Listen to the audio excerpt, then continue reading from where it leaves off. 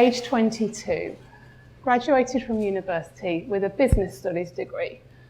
The whole world lay in front of him. He was fortunate and really excited to have secured his first job straight from university, finally to be earning some money as an assistant product manager. Soon after joining, he joined his first project, which was to develop a new product, launch it to market, and the sales would count towards their targets. They had an existing product, they just needed to get it through a safety test. They organised the first safety test, but the product failed. They'd spent £25,000 and had nothing to show for it. The project could have been stopped there. Maybe it should have been, but if anything, the pressure grew to succeed, and so they carried on. Only 3 months later, the second safety test was arranged. Jonathan was a little bit concerned about this, but what worried him more was just how much the system was being changed so that they would get the pass. The problem was the system had been changed so much that it no longer represented how the product would be used in the market. It felt dishonest.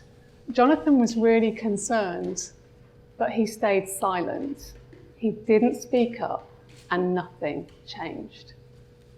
The product did indeed pass the second safety test, and a decision was made to launch it to market.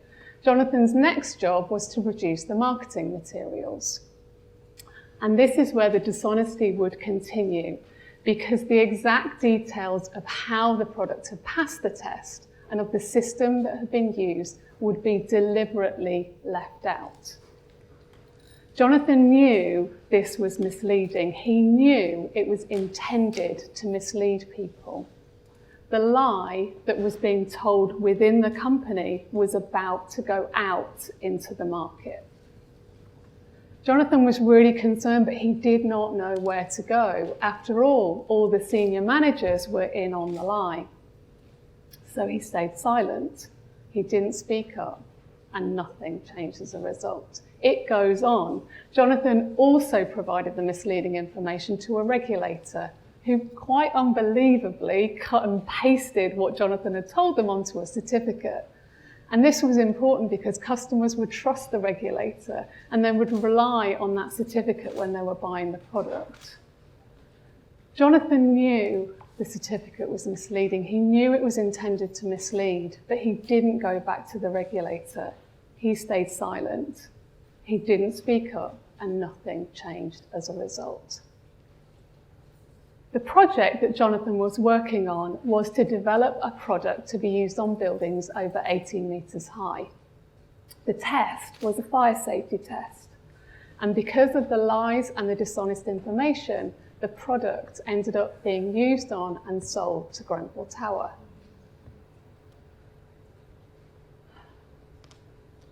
My vision is a world where people do the right thing, even when no one is looking. And my problem is that there are still too many companies in the world doing the wrong thing. And we see scandals happening again and again.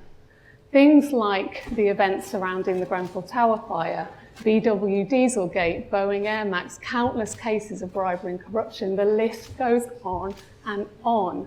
It's like the lesson that we just cannot learn.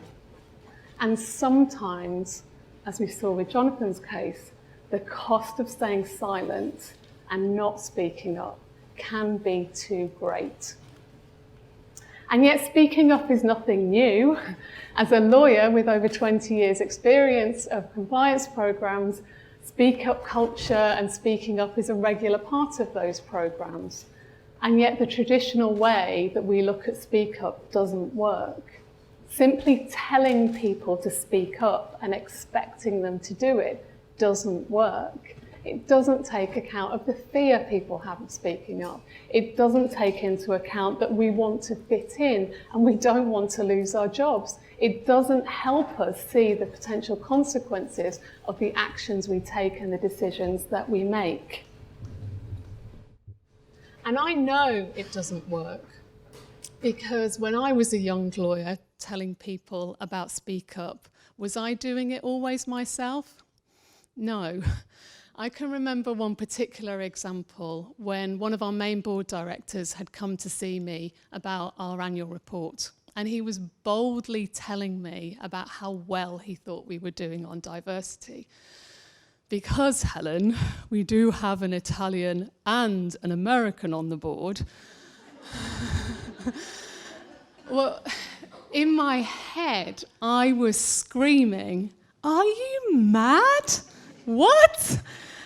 But on the outside, I stayed silent. I didn't speak up, and nothing changed as a result. So how can we change? How can we make sure that we don't stay silent, we do speak up, and positive change happens? I think it comes down to three things. We need to practice, we need to understand the challenges with speak up, and we need to celebrate. Practice, understand, celebrate.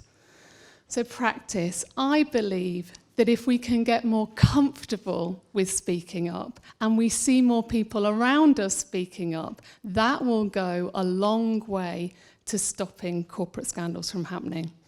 Corporate scandals rarely happen as a result of a one-off big event.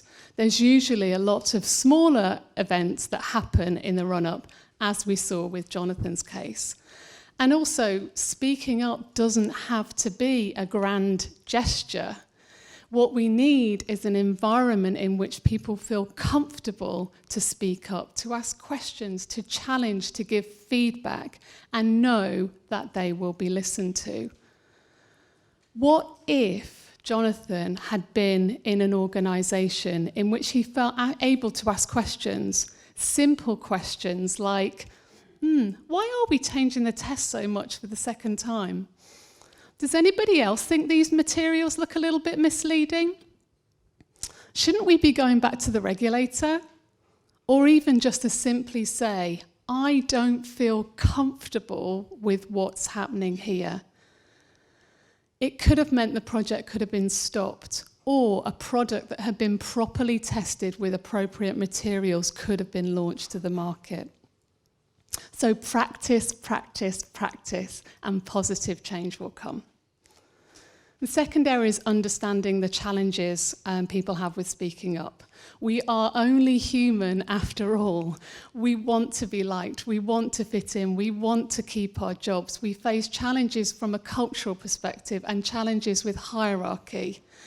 But I know that it is necessary, and if done with kindness, or with a desire to bring about positive change, it will go a long way to stop scandals from happening. And finally, celebrate.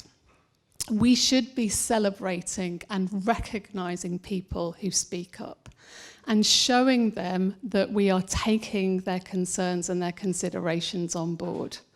What if Jonathan had worked in an organisation where he felt he could raise his concerns and he knew that he would be listened to? At the end of last year, with my exec team, we were suffering from meetings back to back all day, every day. And we had one particular meeting, which had been in our diaries for so long, we'd always turn up, all 13 of us.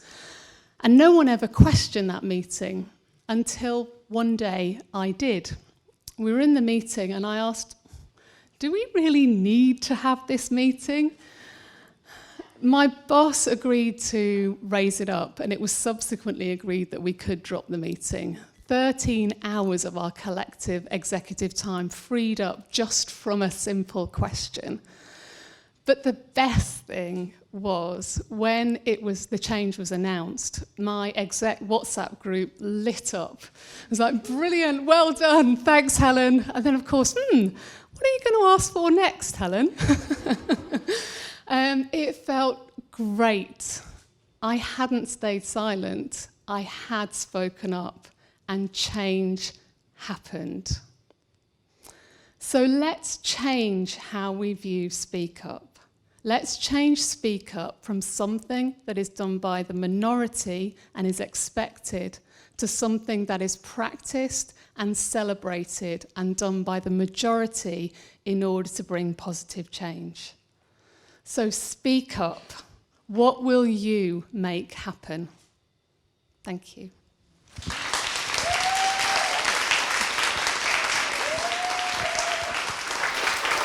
Thank you, Helen. That was absolutely brilliant.